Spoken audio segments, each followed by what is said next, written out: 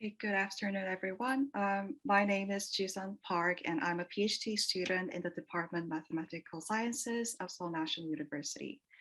So in this talk, I'll present our recent work on the theoretical analysis on the fixed point iterations. And this is a joint work with my advisor, Professor Ernest K. Ryu, and it has been published as a long talk in the ICML 2022. Throughout this talk, I will briefly discuss what the fixed point iteration is and why it is an important concept, along with the classical work on the algorithm complexity and the accelerations in the convex optimization. So, okay.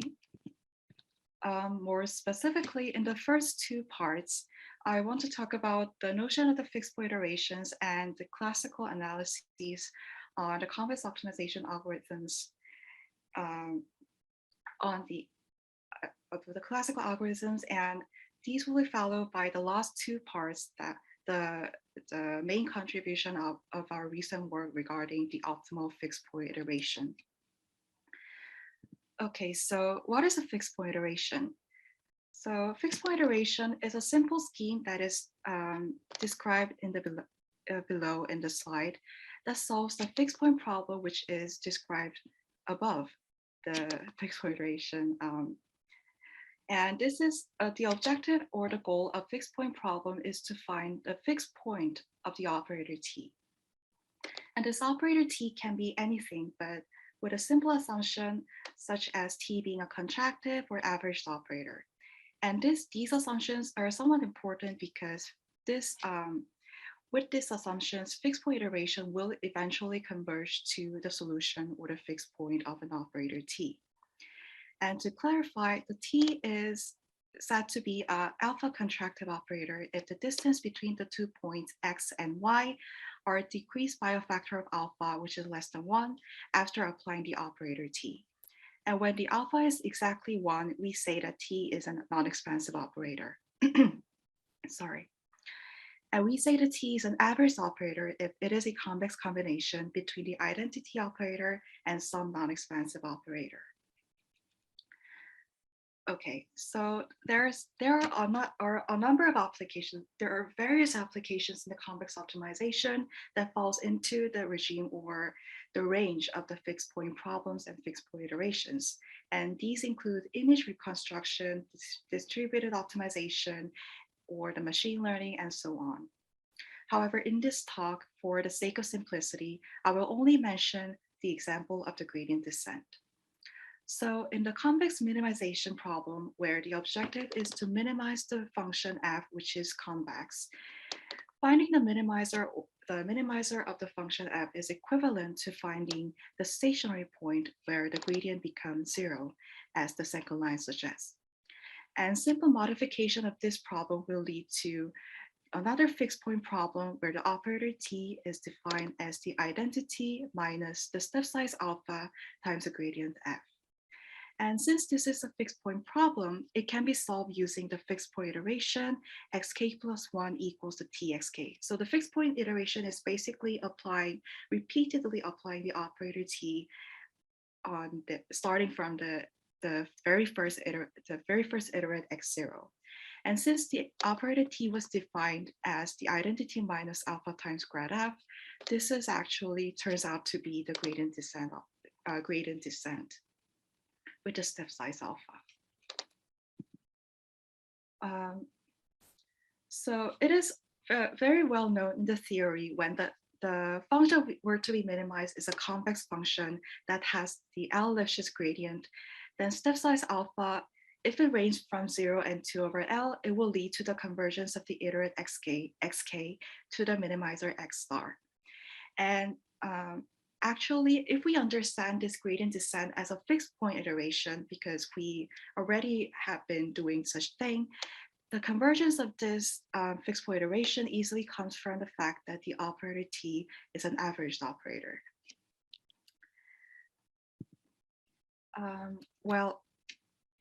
So understanding all these kinds of schemes in terms of the fixed point iteration is kind of gives us a better understanding of the algorithm in some sense.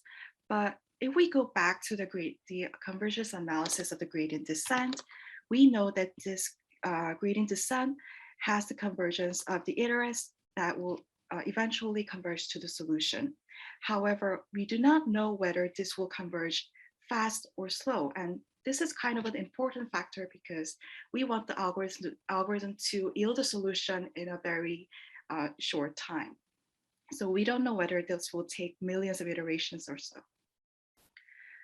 So in such sense, the performance of an algorithm must be evaluated through a certain measure of the performances. So in the convex minimization setup, one can measure the approximate function value, the minimum function value, which is fxk in this case, and we can measure the difference between this function value and actual minimum of the function that we want to reach.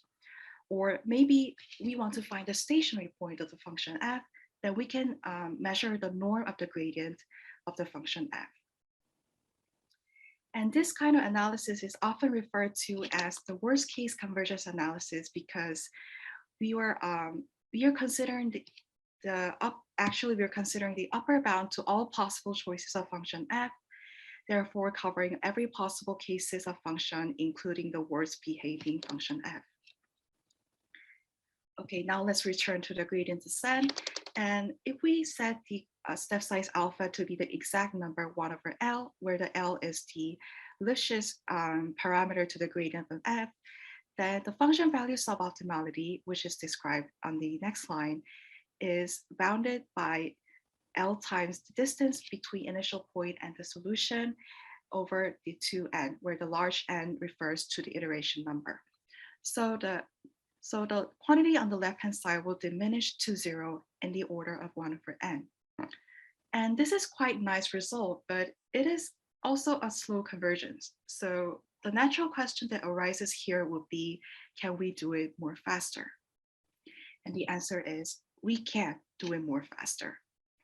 So the accelerated gradient method, which has been suggested by Yuri Nesterov in 1983, has the worst case convergence guarantee of order 1 over n squared. So 1 over n became 1 over n squared by adding an additional momentum term. So yeah, we have made an advance on the convergence rate, but can we do more faster? And the answer is, we can do it much faster. And the optimized gradient method, which has been proposed by Kim and Fessler in 2017, added a correction term to the AGM and achieved the worst case guarantee of 1 over n squared, which is accelerated, which has the accelerated rate compared to the AGM by a constant factor of 2. So it has the convergence rate which doubles the convergence rate of the AGM. Now, can we do much better? But the answer is no, we can't.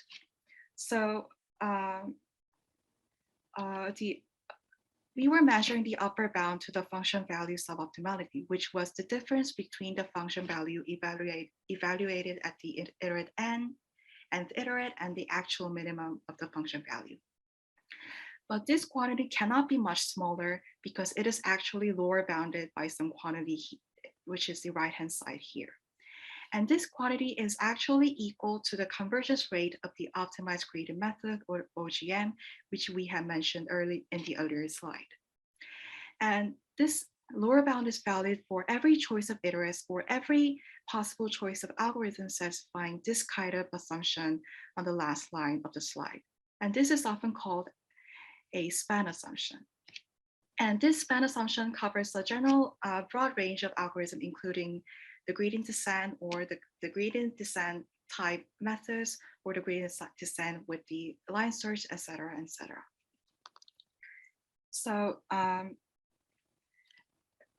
So we have shown that the complexity lower bound is actually exactly matching the convergence rate of the OGM. Therefore, the rate of the OGM cannot be much better, be much faster. So OGM is often called an exactly optimal smooth convex minimization algorithm. Okay, so to summarize what we have seen so far, we have seen that we can evaluate the performance of each algorithm through some particular measures, such as the function value suboptimality, the distance to solution, the norm of the gradient, etc. And we have also seen that the gradient descent can be accelerated with simple modifications, including the additional momentum term or the correction term. And we have also observed that we can finally know how extent we can go in terms of the convergence rate by calculating the complexity lower bound. And so our research question regarding our paper was that whether we can do the same thing or the similar thing in terms of the fixed point iteration, because the fixed point iteration is much more broader scheme, which can be considered as a meta algorithm covering all these algorithms. So we wanted to know what the optimal fixed point iteration would be, and whether the found optimal fixed point iteration is the exactly optimal fixed point iteration. And in our paper, we address all the answers to these questions, and we have shown that there exists a non-Nesterov acceleration scheme, which we call anchoring, and we have also shown that this acceleration scheme is exactly optimal. So before we introduce our optimal fixed point iteration, I want to describe some general setting we are considering. So we consider the contractive operator T, and this is a 1/gamma contractive operator with a gamma being bigger than or equal to 1. So when the gamma is bigger than 1, this becomes the actual contractive operator. And when gamma is equal to 1, then this becomes a 1 contractive or a non-expansive operator. And the name Halpern stands for the schemes where the iterative update is done by taking the convex combination between the tx of k minus 1 and x0. So we always have the initial iterative x0 at the every update, and this serves as the anchor in our anchoring scheme. And this will solve the fixed point problem with operator T for either when operator T is either a contractive operator or the non-expansive operator. So the convergence rate of the OC Halpern will be evaluated in terms of the fixed point residual, which is the x minus tx. Because we are solving the fixed point problem, where when we reach the fixed point, then x minus tx will be 0. So if we measure this quantity x minus tx and its norm, and if this diminishes in a very fast rate, we know that the iterates are converging to the solution in some sense. And in the special case of gamma equals 1, or when the operator T is a non-expansive operator, it will have a convergence rate of order 1 over n squared, which is much faster than the plain fixed point iteration, which has the order of 1 over n. And we have also shown that the sequence, when we consider the algorithms or the sequence of iterates satisfying this kind of span assumption, which is the generalization of the span assumption we have mentioned earlier, that the convergence rate of the OC Halpern or the method we are describing is actually exactly matching the complexity lower bound